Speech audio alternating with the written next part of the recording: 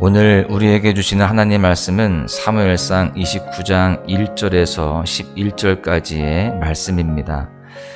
블레셋 사람들은 그들의 모든 군대를 아벡에 모았고 이스라엘 사람들은 이스라엘에 있는 셈 곁에 진쳤더라.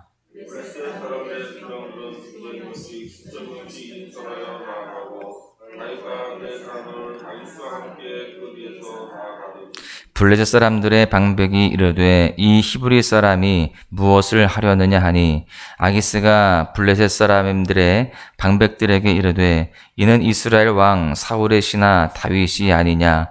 그가 나와 함께 있은지 여러 해로 돼 그가 망명하여 온 날부터 오늘까지 내가 그의 허물을 보지 못하였노라.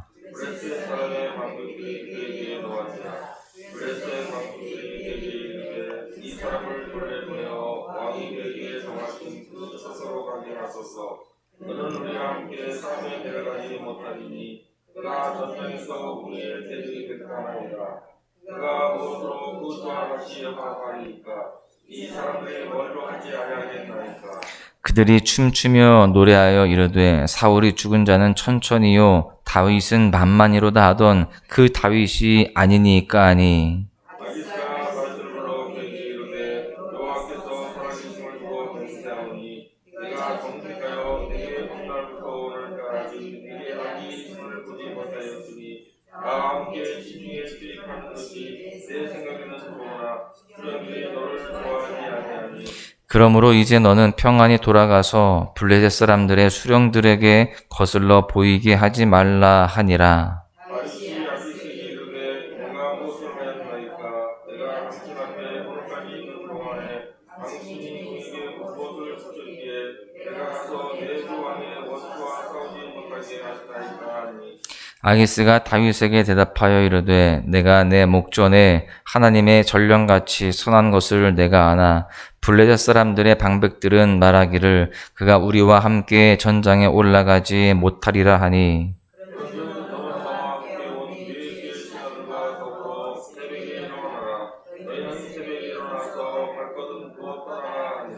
이에 다윗이 자기 사람들과 더불어 아침에 일찍이 일어나서 떠나 블레셋 사람들의 땅으로 돌아가고 블레셋 사람들은 이스라엘로 올라가니라. 아멘.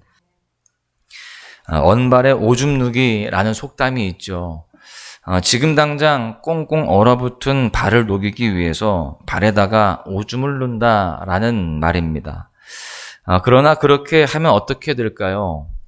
지금 당장은 오줌의 온기로 인하여서 발이 따뜻해지기는 할 것입니다. 그런데 차가운 냉기가 불면 곧 그 오줌의 물기는 그 발을 더 꽁꽁 얼려버릴 것이고요. 결국 심각한 동상에 걸리게 되고 맙니다.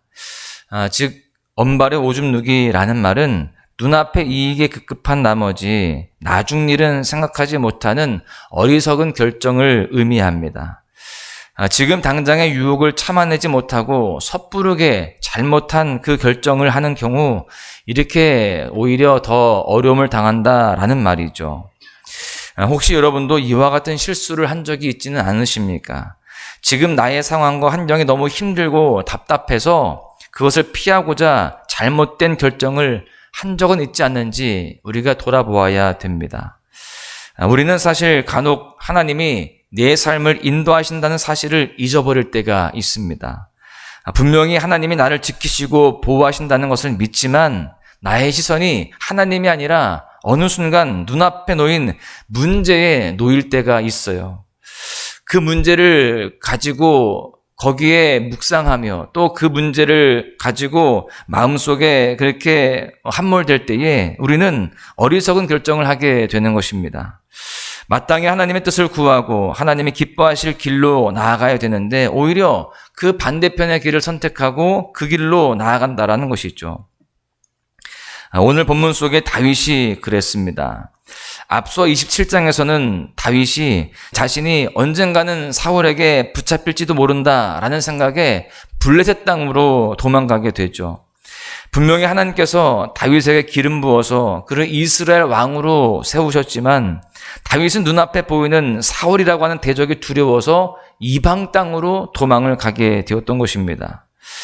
즉 반복되는 고난과 두려움 때문에 다윗은 블레셋을 자신의 피난처로 삼았던 것입니다. 분명히 하나님께서 때마다 도와주셨고 구해주셨는데 그는 블레셋에서 안식을 누리기를 선택했던 것입니다. 그런데 이것은 분명히 신앙적으로, 영적으로 잘못된 것이었어요. 원발의 오줌 누기와 같은 그러한 모습이었습니다. 사실 처음에 다윗은 블레셋 땅에서 평안을 누리는 것 같았습니다. 가드왕 아기스로부터 시글락 성읍을 거처로 받아냈습니다. 오랫동안 이스라엘을 괴롭혔던 그술 사람, 기르스 사람, 아말렉 사람들을 공격해서 전리품도 얻게 되었어요. 그리고는 그 전리품을 가지고 가드왕 아기스에게 나아가서 내가 유다 땅을 공격했습니다 라고 거짓말을 하면서 신임도 얻게 되었습니다. 아마 다윗은 이렇게 생각했을 것입니다. 지금 당장 내가 살기 위해서는 어쩔 수가 없다. 나는 이스라엘의 원수들을 공격했고 전리품을 얻었으니 이 정도 거짓말은 괜찮은 거다. 여러분, 어쩌면 이렇게 자신을 합리화하고 스스로를 속여가면서 거짓 평안을 누리고 있었던 것입니다. 그런데 여러분, 하나님 없는 평안은 없습니다. 하나님이 아닌 다른 안식처는 존재하지 않는다는 거예요. 여러분 보십시오. 다윗은 결국 이 일로 인하여서 일생일대의 위기에 직면하게 됩니다. 블레셋 땅에서 거짓 평안을 누리던 다윗은 이제 그 블레셋 진영에서 자신의 동족 이스라엘을 향하여서 칼을 빼들어야 하는 상황에 놓이게 됩니다. 자신의 동족을 죽이고 이스라엘과 이스라엘의 하나님을 배신해야 하는 절체절명의 위기 가운데 있었다라는 것입니다. 본문 1절과 2절을 보십시오. 블레셋 사람들은 그들의 모든 군대를 아벡에 모았고 이스라엘 사람들은 이스라엘에 있는 샘 곁에 진쳤더라. 블레셋 사람들의 수령들은 수백 명씩 수천 명씩 인솔하여 나아가고 다윗과 그의 사람들은 아기스와 함께 그 뒤에서 나아가더니, 지금 블레셋이 이스라엘과 전면전을 준비하고 있습니다. 모든 군대를 아벡에 모았고요. 이에 이스라엘 사람들도 이스라엘 산 곁에 진을 칩니다. 지금 대치 상황이에요. 가드왕 아기스에게 자신의 몸을 의탁한 다윗 역시 이 전쟁에 참여하는데, 지금 이 다윗은 이스라엘 편에 있지 않습니다. 블레셋 편에 서 있습니다. 과거에 블레셋의 장군 골리앗을 쓰러뜨렸던 다윗, 사울의 신하로서 또 왕으로서 기름 부음 받은 자로서 블레셋과 수없이 싸웠던 다윗이 이제는요, 반대로 자기 동족과 싸우기 위해서 나아가는 그러한 처지가 되게 되었습니다. 앞서 17장에서 블레셋의 골리앗 때문에 이스라엘이 두려워 떨고 있을 때 다윗이 뭐라고 했는지 아마 잘 아실 것입니다. 사무엘상 17장 26절에 보십시오. 다윗이 곁에 서 있는 사람들에게 말하여 이르되 이 블레셋 사람을 죽여 이스라엘의 치욕을 제거하는 사람에게는 어떠한 대우를 하겠느냐? 이 할례받지 않은 블레셋 사람이 누구에게 살아계신 하나님의 군대를 모욕하겠느냐? 다윗은 이 할례받지 않은 사람이 어찌 살아계신 하나님의 군대를 모욕하느냐? 이렇게 외쳤습니다. 그러고는 그 거대한 골리앗 앞에 당당히 서서 이렇게 말하죠. 17장 45절에 보시면 다윗이 블레셋 사람에게 이르되 너는 칼과 창과 단창으로 내게 나아오거니와 나는 만군의 여호와의 이름 곧 내가 모욕하는 이스라엘 군대의 하나님의 이름으로 내게 나아가노라. 나는 이스라엘의 군대의 하나님의 이름으로 너에게 나아간다. 여러분, 이것이 다윗의 외침이었고 그의 정체성이었어요. 하나님의 이름으로 나아가 싸우는 자, 하나님의 백성, 기름 부음 받은 자가 바로 다윗이었어요. 그런데 지금 어떻습니까? 이제는 다윗이 이스라엘 편이 아니라 하나님의 군대의 편이 아니라 지금 블레셋의 편에 서 있습니다. 살아계신 하나님의 군대인 이스라엘을 향하여서 칼을 뽑아 들고 나아가야 하는 그러한 모습이었다라는 거예요. 하나님께서 다윗에게 주신 사명, 즉 하나님의 백성을 이끌며 하나님의 통치를 실현해야 할 그 위대한 사명이 그 순간 사라질 수 있는 그런 위기에 빠지게 되었어요. 여러분, 처음에는요, 괜찮은 선택처럼 보였습니다. 사울이 나를 죽이려고 하니 사울이 없는 블레셋으로 피하자. 블레셋에서 잠시 숨을 고르면서 힘을 모아 다시 돌아가자. 이렇게 생각을 했을 것입니다. 어쩌면 이런 모습이 우리 모두가 택하고 있는 방법이 아닐까 싶습니다. 지금 당장은 어려우니 잠깐만 이렇게 해보자. 지금 너무 경제적으로 어려우니 주일 몇 번 좀 빠지자. 내가 많이 피곤하니 기도 조금 쉬자. 여러분, 이러한 생각을 한다는 것입니다. 그러면서 하나님도 다 이해하실 거야. 그리고 나중에 더 잘하면 되지. 이런 생각을 한다는 것입니다. 사랑하는 소망가족 여러분, 그러나 하나님 없는 평안은 없습니다. 하나님 없는 올바른 답안은 존재하지 않아요. 보십시오. 이제 다윗은 스스로 발을 뺄 수 없는 지경에 이르게 됩니다. 이 상황에서 나는 전쟁에 참여하지 않겠습니다 라고 말할 수가 없는 거예요. 한번 그렇게 세상에 발을 들이면, 다른 것을 의지하면 다시 돌아오는 것이 쉽지 않은 것입니다. 사실 그가 블레셋을 택했을 때 이 모든 상황은 예견되어 있는 것입니다. 그리고 이제는 하나님이 그에게 주신 왕으로서의 사명, 그 위대한 사명까지도 다 사라질 수 있는 위기에 놓이게 된 것입니다. 그런데요, 그때 하나님이 다시 일하시기 시작하십니다. 다윗 스스로는 어떤 방법이 없습니다. 다윗 힘으로는 도저히 그 상황을 모면할 수가 없어요. 그런데 하나님께서 일하시는데요.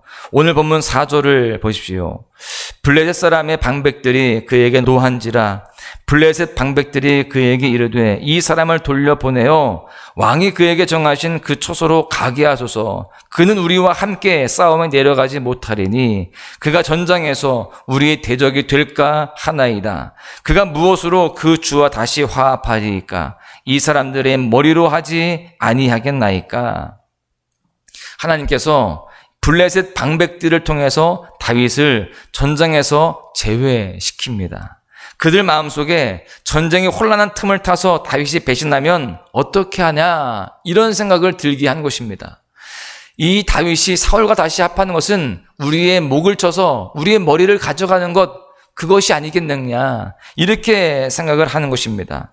그 불안한 마음 때문에 다윗을 전쟁에 참여하지 못하도록 그렇게 하셨습니다. 여러분, 이처럼 하나님은 블레셋을 통해서도 일하십니다. 우리 하나님은 바벨론을 통해서 남녀다를 심판하시는 하나님이십니다. 또 바사를 통해서 그 이스라엘을 다시 돌아오게 하신 분이 바로 하나님이십니다. 하나님은 천지 만물을 주관하십니다. 그런 하나님께서 이제 블레셋을 통해서 다윗을 그 위기에서 벗어나게 하시는 것입니다.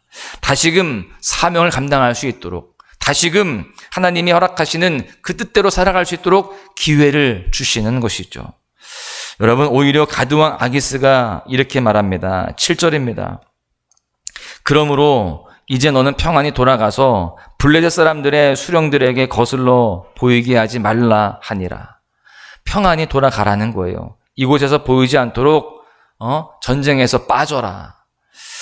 여러분, 만약에 다윗이 이 전쟁에 참여했다면 그는 이스라엘의 왕이 될 수 없었을지도 모릅니다. 더불어서 이 블레셋과 이스라엘 전쟁에서 사울 왕이 죽거든요.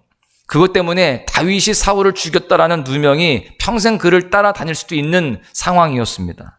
그런데 하나님께서 그를 건지시죠. 너무 늦기 전에, 다윗의 사명이 다 사라지기 전에 그에게 기회를 주시고 건져내셨습니다. 그리고 그 사명을 계속 이어가도록 하나님께서 은혜를 베풀어 주셨던 것입니다.